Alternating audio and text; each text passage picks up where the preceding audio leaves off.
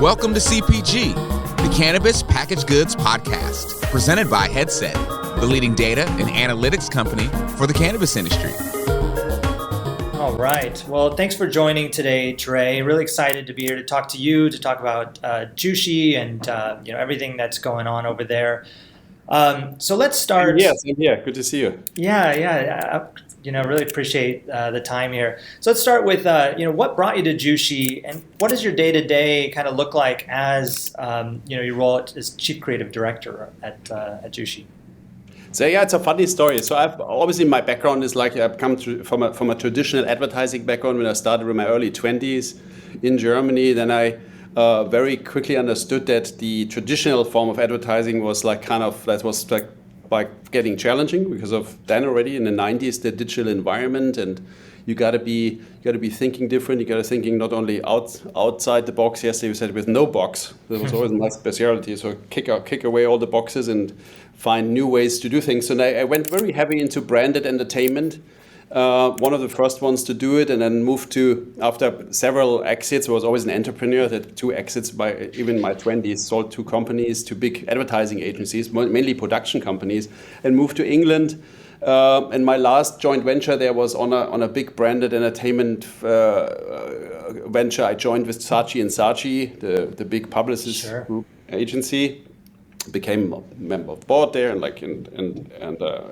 had my own company in partnership with Sachet, and so followed really this new ways of advertising, like advertising, producing relevant content which people connect to with the same brand values like our big clients. And then the internet explosion came, Facebook, MySpace. Of course, I had to put my nose into that. And long story short, I ended up leaving Sachet, sold my shares, and moved to Silicon Valley and started a company, like a kind of a competition of LinkedIn, but for creative people, called talenthouse.com. So LinkedIn for creative people. Learned a lot in Silicon Valley. Lost a lot, gained a lot, and moved afterwards to Los Angeles, where I started more like my creative endeavors again. But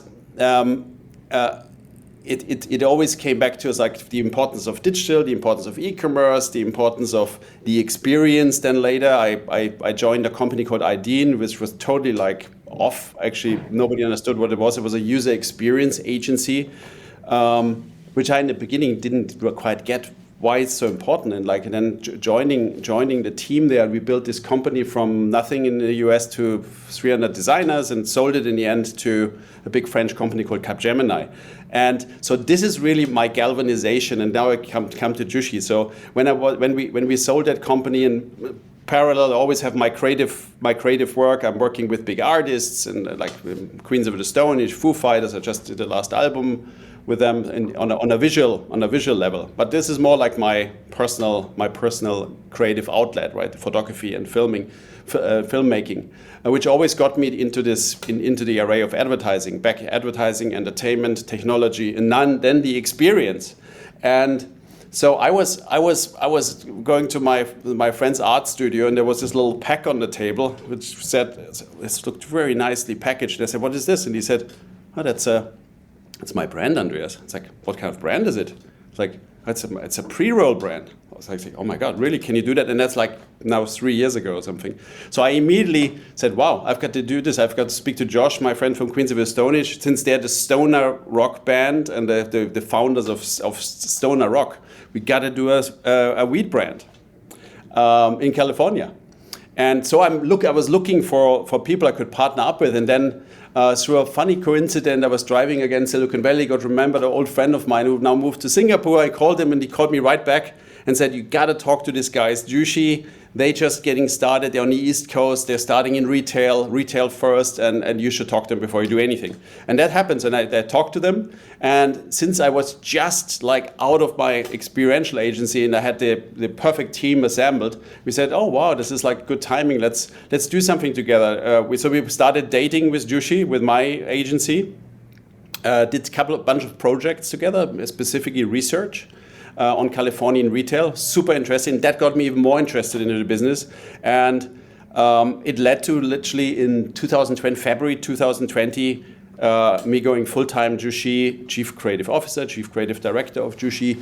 And the first thing we started when you start asking for the day-to-day, the first thing we did there is really like my big thing, like so is like I say, brand equals experience. So on all levels. So we looked at the whole setup. Jushi was just bought 2 dispensaries called Beyond Hello, 2. Wow. And we looked at that, and we had done the research on Californian retail, and immediately I saw, okay, there's a huge need of online. Basically, we're entering the bubble. So we looked at the whole environment. Obviously, we've done all the research on retail, and I knew that the most important thing is to look at a digital concept which somehow got like put the stores into a digital world where I can get the data from the customers and so on, because it was all really analog. Okay? People going in a dispensary and like paying, and they're paying cash, of course, in our business, and you don't have any trace of them as soon as they left, so you don't know who's your customer. So we entered the bubble from the outside world, and in this bubble you have like now companies which like there's the Shopify of the bubble, which is like, for example, iHeartJane or Dachi, and then you have Nielsen, is like this your company size, like Headset, right? Is the cannabis Nielsen, you can say, or the future Nielsen of cannabis. So had to learn all that. It's like you're now in this new environment where there's very important partners popping up, and you have to make sure you connect the dots there. So we launched together with iHeartJane our first online platform, and it really made sure that when research looked at all the data of the websites, we looked at the flows and the analytics, and we knew people want to go straight to the menu. They're looking for product, they want to go to the menu. So we had to design a flow which is really like designed to be like as fast to business as possible. And this is what we did at our version 1 of Beyond Hello. When we launched our pre-ordering platform, basically the first version, it was an instant, incredible success, which I've never seen before, the traction. I've been working in e-commerce before, and we have, for example, one example is like the very high traffic-y site of jessicasimpson.com we built from scratch with my team. So I know what when the traffic comes and where it comes from and how it really goes in the real world.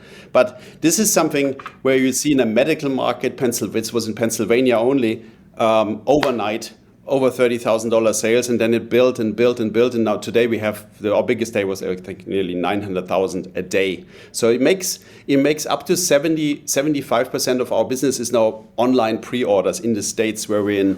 And so coming to my day-to-day at Jushi, I mean, the cannabis industry, I always say, is like an ever-changing, you're trying to solve a puzzle where the puzzle pieces are changing themselves while you're doing the puzzle. So it's really like very retail-focused, but as well we launched six brands. So we're very digital. We launched the brands, and then we have a lot of content we do. So we call our departments as well, not marketing we do. We call it the creative group or the creative department. I don't like the word marketing too much in this business. I kind of feel creativity is most fits in the genre better than a marketing.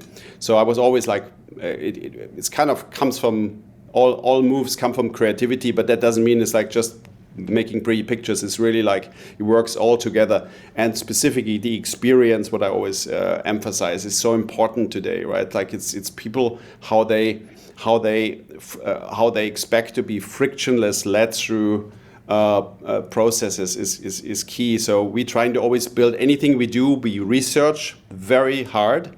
From brands, from colors, from smells, from flows in retail buildings, in all our stores. So that's all researched, and then we add our creativity on top of that, instead of some guy Dre has a great idea again and this and that. So it's not like that. So you have to be scalable. Everything is researched, and then we add our creativity on top of it. So our departments are growing. I think we're doing a lot for a very small team. We're doing a lot of stuff. I mean, we have 6 brands, 57 SKUs, or over 57 SKUs. Imagine different states, different regulations. some states we're vertically integrated, some states not. So it's always every day is a new surprise, a new challenge you got to handle, as you know very well. Yeah. Well, I mean, first, I mean, your background's incredible. I think that kind of that broad experience you have from the agency work all the way to digital, and your time in London, Silicon Valley, LA. I think it's got you very well positioned for kind of the challenge ahead here. Yeah. And you brought up a really good point around, experience is brand. And when I think about, the online sales that you were highlighting there, and so much of that is driven by, what's traditionally called user experience. Exactly. Which is kind of that, it's a discipline for, people working in the digital space. What's the user experience or the UX? But so much of that also is it translates into just brick and mortar retail as well. Like, what's the experience when they walk in, and how that how that drives, what is a brand to that consumer. So like with your online, or just, I guess, maybe with this concept of like experience equals the brand, like what are ways like that you kind of control for the experience? How do you think about experience and what that means? Yeah, that's a good question.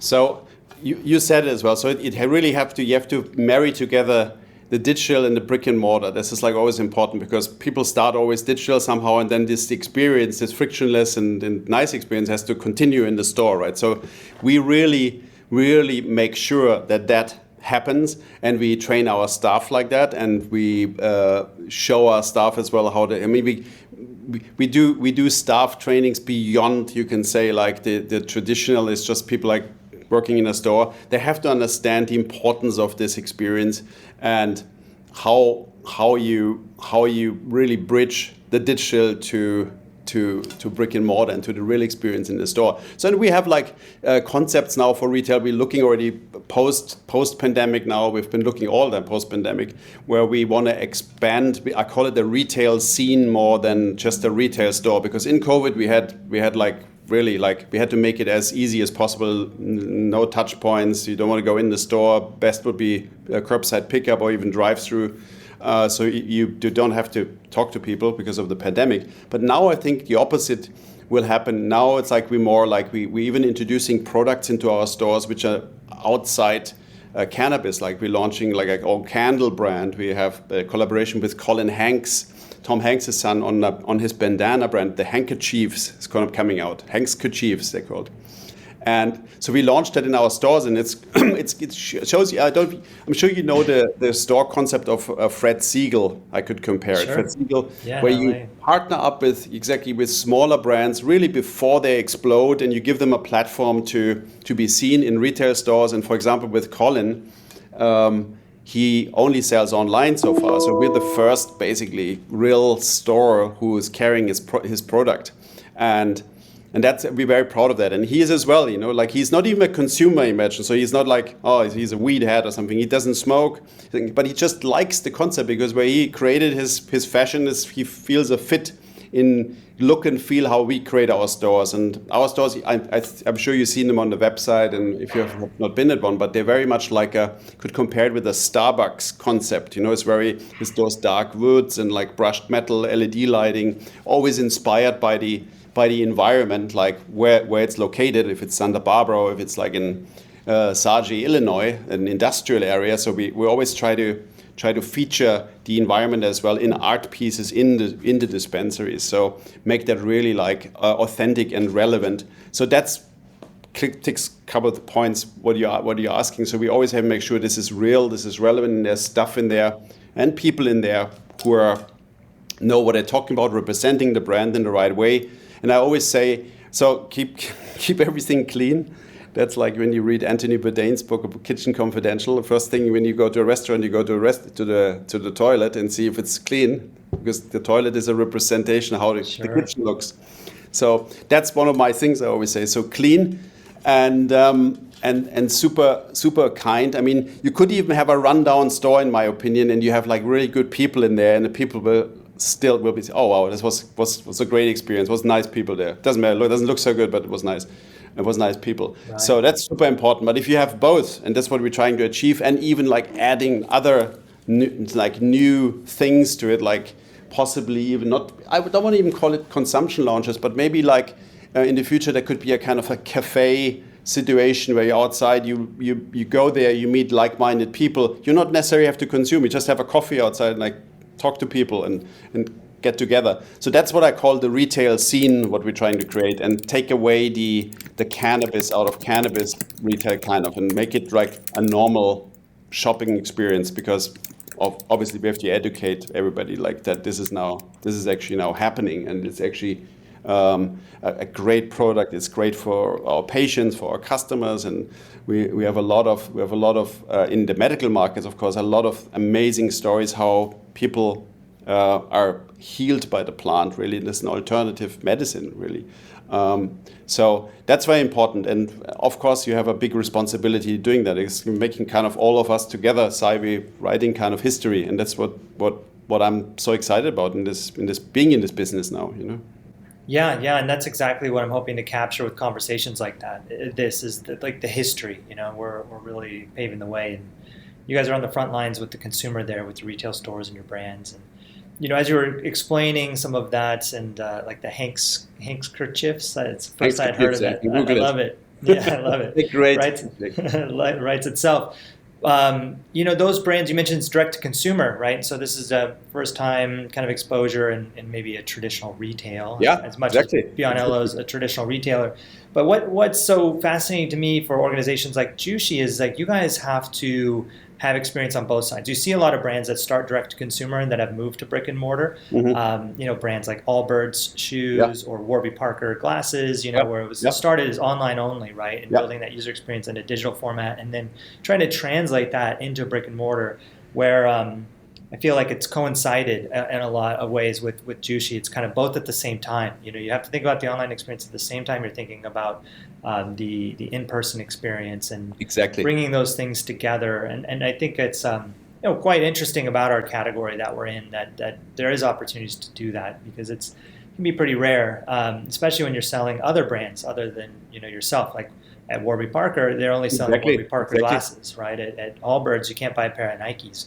But you know, as you move into different markets, different dynamics, and all the fragmentation, you know, you're going to be selling brands like even Colin Hank's brand that's not a direct Jushi brand in your store, so you're merchandising that. So. Yeah, exactly. It's totally separate, but we're like, you know, we're finding those we're trying to find smaller companies, like really gems, and this is part of a responsibility I think you have as well, like to work with companies which are smaller and just starting, instead of like, okay, I'm going to order my candles in China or something. So our candle brand, for example, so I went to Joshua Tree and met this small candle company, and they have just beautiful product. They're not even out here. They're all online as well, as you said, like now. And I said, we have to do our own scent. So we went to the desert, we went to their factory, we created our own Beyond Hello scent together with them. And then we started a whole line with them. And it's a beautiful collaboration, you know. It's like they husband and wife team, they packaging, they make them, they're sending them. And I think on 420 we had like probably the biggest order in their careers, like when we ordered like for our boxes, for our special 420 boxes, we have put a candle in each box. So that was like, I think we ordered like 1,500 candles or something only for our Illinois stores. So it was super fun, and it's going out there, you know. And I hear even back, the funny thing is this goes beyond even like retail. When we I don't know if you heard, probably like the world calls we're like a preferred buyer at this point. You know, people like when we buy them, like we hear that, like they're very choosy, you know, like places like Massachusetts. So I spoke to the owners. They have many offers from different groups, but they obviously this is their baby, and they want to have a great future for their baby. So one thing I heard that people like said, okay, when I looked at your stores and I looked at your attention to detail and your concepts with your scent and your candles, I mean, we're not in the candle business, but came up with the candles, not with the weed. That made a difference, right? There's like, oh wow, this guy's thinking already beyond the situation we're in now. I mean, federal legalization. I mean, those stores really become normal and a normal place to hang out, which they're not now, but we will get there. Yeah, I think that attention to detail is so critical. One of the age-old anecdotes is like Steve Jobs in Apple, and before Apple, or in between Apple, when he was building the next computer, and had to be beautiful inside and out, even though no Yes, one of no one course. sees the inside, right? But Of course, it's a kind of a feng shui, You have this, right, Sai, you have this is a funny example. When I shoot stuff, I used to shoot like big commercials for Procter and Gamble, and they had the cost cutting phase then in the 90s, and they said, okay, you only shoot the camera has to be eye level. So we don't have to build the floor in the studio because it was always kitchens, yeah. So you don't have to build the floor. But then I had this French director who wanted me to build the floor. He wanted a marble floor in the kitchen. It's like, but Jean-Paul, you never see the marble floor. It's like, it doesn't matter. This feels better for the actor, even if you don't see it. So you don't see it, but you feel it. And right. it made a big difference. So that's the funny thing. So the rational can not always cut out the whole emotional part, which is a big emotional experience. Somebody going into a cannabis dispensary, right? Imagine the first time even. I mean, that's a situation, right?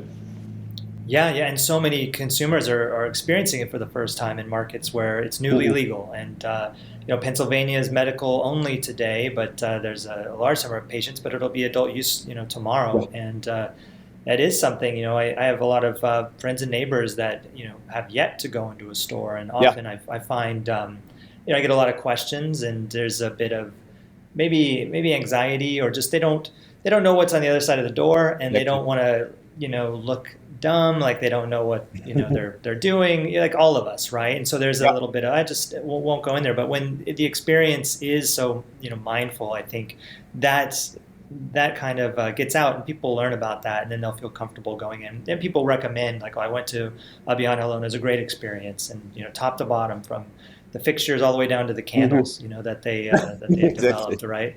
Yeah, that goes a long way. Yeah, go ahead.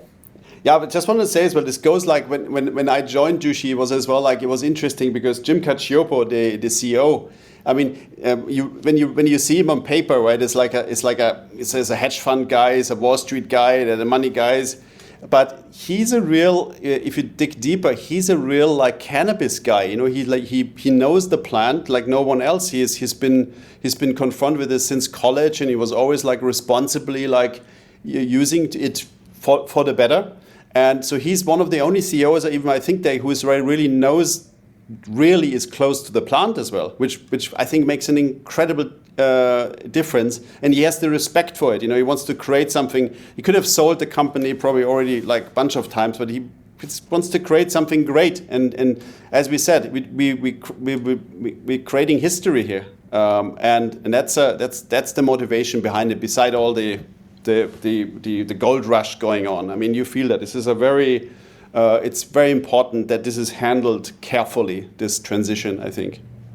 I agree. And I think that authenticity can come through in a big way, especially with some of the larger organizations like Jushi, when you're dealing with a lot of well-capitalized organizations, right? And I think some are a little more authentic than others when it comes to their respect for the plant, and with regards to like this green rush that we all find ourselves exactly in. So I'm sure that reflects through all the brands and all the experience work that you guys do on your team. 100%, so important. The respect is the most important, I think. And if you have a lot of people, Sai, and that you're hiring people from the outside world, and it's very important to have a conversation with those guys who come in and tell them that this is a nice place. People treat each other nice, and it's not like in the outside world we're already like fighting about every micro penny, and like and you have the vendors and you treat them bad, and so this doesn't happen here. And this is why I always have to make sure to train our guys who come from places like Silicon Valley or DoorDash or something, or like Uber Eats. They go in there and raging, but that doesn't happen, right? This is a mellow place, but super professional, but mellow. And that's what I love with it as well. Right, and can still be successful, right? Yeah, exactly. It doesn't preclude success. And culture is important in an organization. We're very mindful of our culture here at Headset in much the same way. Even though we're more B2B, it still reflects in relationships we have with our customers and our partners, and it's important. And then for you guys with the consumer, right? I'm sure that kind of attitude and care for your teammates and the people within the organization translates to the consumers that walk through the door. Not like a disrespect. I've been on the other side of services like DoorDash where I don't even, we don't exist. You know what I mean? We're just a number in a system. Exactly, but as well, like a DoorDash client, like you're facing the hamburger comes 5 minutes too late, and you have a call and on the app cancel, want my money back, and it's the whole disaster. In Weed, on the delivery, you're 2 hours late, and they open the door and they invite you for coffee. Hey, man, come on. Exactly. So it's a different story. Yeah, it's true. It's so true. So you mentioned earlier 6 brands, and I think you said about 57 SKUs. So you have some brands I noticed like Tasteology and Nira and some others. Do you want to talk about those brands and how do you differentiate? What becomes Tasteology, what becomes Nira, and so on? So obviously, when we started, we had our retail stores, and then the moment we became vertically integrated in Pennsylvania, it was the time to launch our own private label. We call it. We don't call it house brands because it's not really house brands. We took over a big cultivation facility, and so we have the capability to make stuff, and this is and we have the stores. So we had to get started with our brands, and 2 of our brands was really we inherited them from an acquisition. We did it very early with our Colorado team. This was the bank and the lab, and they were very successful brands in Colorado. We had them a while on the shelf, and as soon as we were vertically integrated, we immediately launched our flower brand Bank with a total facelift and redesign, as well the lab as our vape brand. With live resin later and so on. There's a whole sequence coming.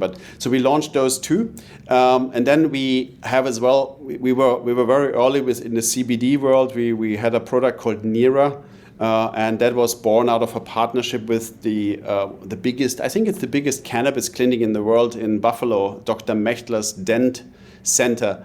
And so we had our CBD brand, and then next thing we say, okay, let's make like a medicinal medical product, which we call Nira Plus now, and this is capsules and tinctures, more like a medical look, not so recreational. However, some of the capsules have 25 milligram, which is pretty powerful. It's like people like them in Pennsylvania a lot.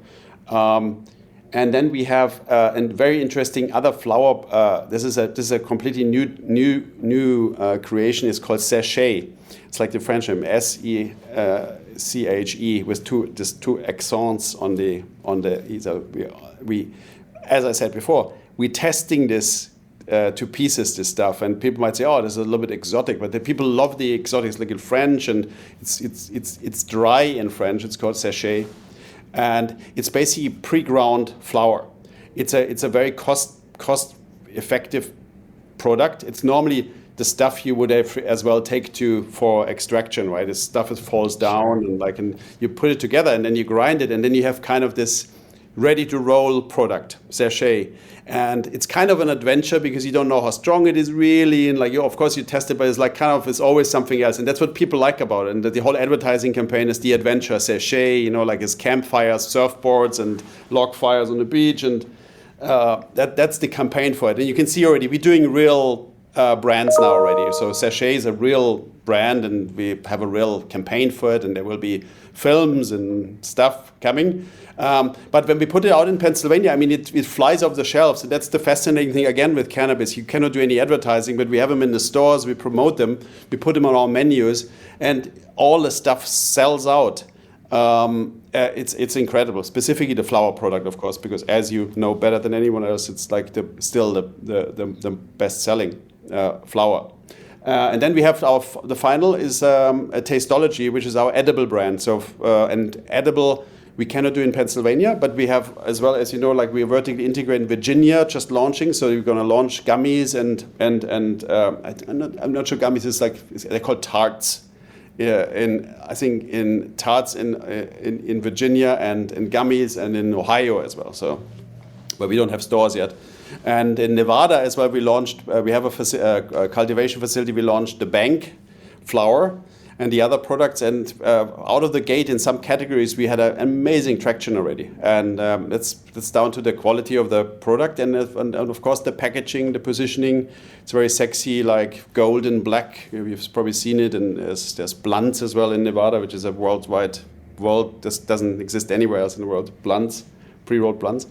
With the Bank. So that's our lineup. In every state, for people who are not from the cannabis industry listening, I mean, every state has its own restrictions, and we cannot cross the state lines with the product. So every state really has its own little world of brands, right? It's so funny. So because they will never see any Camino gummies for a long time in Virginia, but they will know our Tastology gummies. So the Virginians, they will only know Tastology as gummies, really, as the sexy packaged gummies.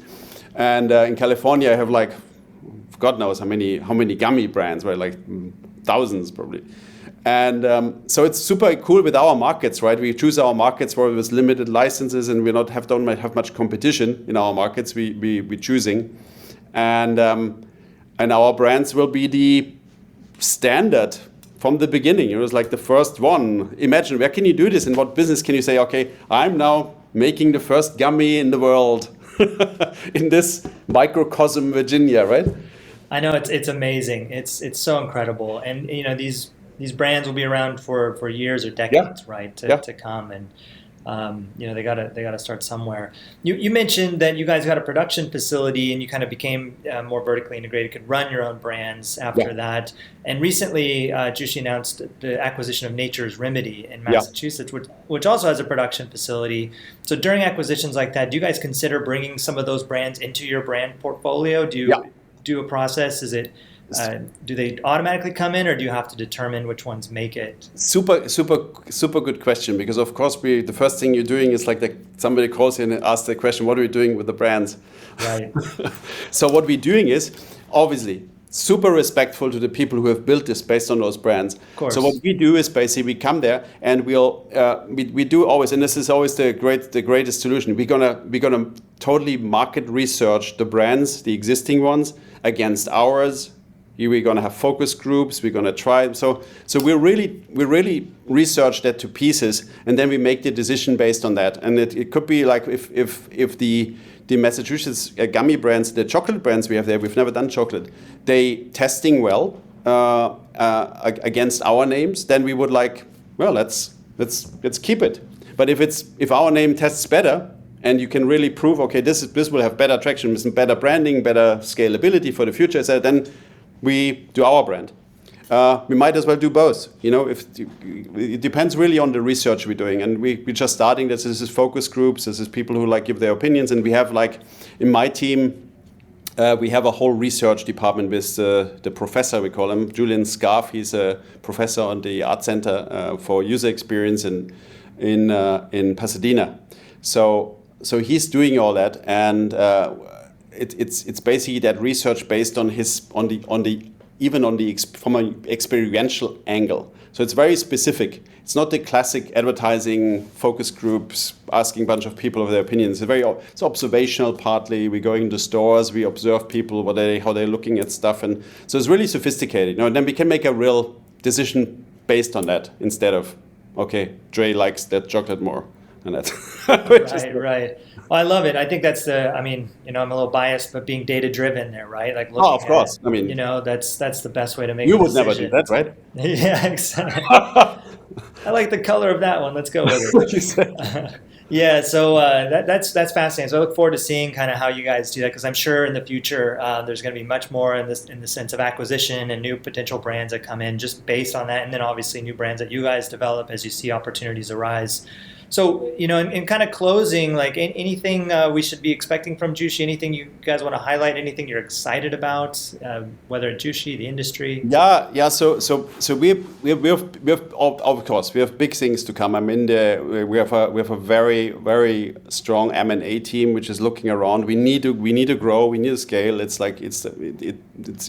all there for the taking, and we rather take it with the good ones should take it. So we consider the good ones. So we we're looking, and specifically, like with our new stores in California, we have a beautiful store we're building in Culver City. It's totally the latest sustainable thing you could imagine. Everything is sun powered and the water is reused. So it's a beautiful store we're building there. We've never done this. I think that there's no other in the world. And that would be in Culver City in a prime location. And we think about California as which we based. I'm based in California. Our whole creative team is based in California. And this is where we get our inspiration, and we bring that Californian spirit to the other markets, and I think that's very important. I think that's what I want to point out, that we're like coming with this inspiration of the capital of the world, basically, and going to our other markets on the East Coast and introducing stuff which nobody's on that level yet there. And that's why you need to be in California, I think. So and you are as well. That's a great point, because there are a number of groups that are, brands that exist in California that are talking about, brands being developed in California will be the model for markets everywhere else. But you guys have an interesting, you are building in California with things like Culver City, so you are on the ground, but you've been there for a long time, and your team's been there for a long time, immersed in what's going on there, and being able to bring that kind of knowledge. And kind of head start, I think, in a lot of the emerging markets like Pennsylvania and others on the East Coast. So that's pretty cool. And it's exciting to hear that you guys are making some moves in California, because it is such a big market, such an exciting market. I've got one more thing. So our Palm Springs store, that will be my favorite, because it's literally on the airport, and when Coachella wakes up, the concert scene is waking up. Then this will be our rock and roll, desert inspired store. It will be, I think, one of our most fun and best stores, most famous stores, because it's literally it will cater the whole of Coachella festival when this gets going on. The other festivals happening in that area is going to be really a music store. And I'm going to bring all my friends from Queens of the Stone Age and all the desert rockers. They're going to be there, and the guitars on the walls with signings and stuff. So it's going to be a fun store there. That's so cool to hear. I mean, it really kind of brings it all full circle for you, given you had so much background. Exactly. Music. Yeah. Oh, totally. And the music is and this is a good final. Music is I think is very similar to cannabis. It's everybody feels it different, right? It's you cannot really say. It's like art. Cannabis is art as well. That's why I'm so excited about it. Yeah. And the two have been so intertwined for so many years. So kind of bringing them together in a retail experience is really, really cool. Absolutely. Well, thanks, Dre. It was a great conversation. I hope we can, have it again sometime in the future as you guys continue to scale out and kind of catch up and learn everything that's going on with Jushi. But I really appreciate your time and all your insight, and great work there to you and the team. And looking forward to seeing what's next. Super. Thank you so much, Lai. Pleasure. Yeah, thank you. Thanks for joining CPG, the Cannabis Packaged Goods Podcast. For more information on Headset, visit headset.io.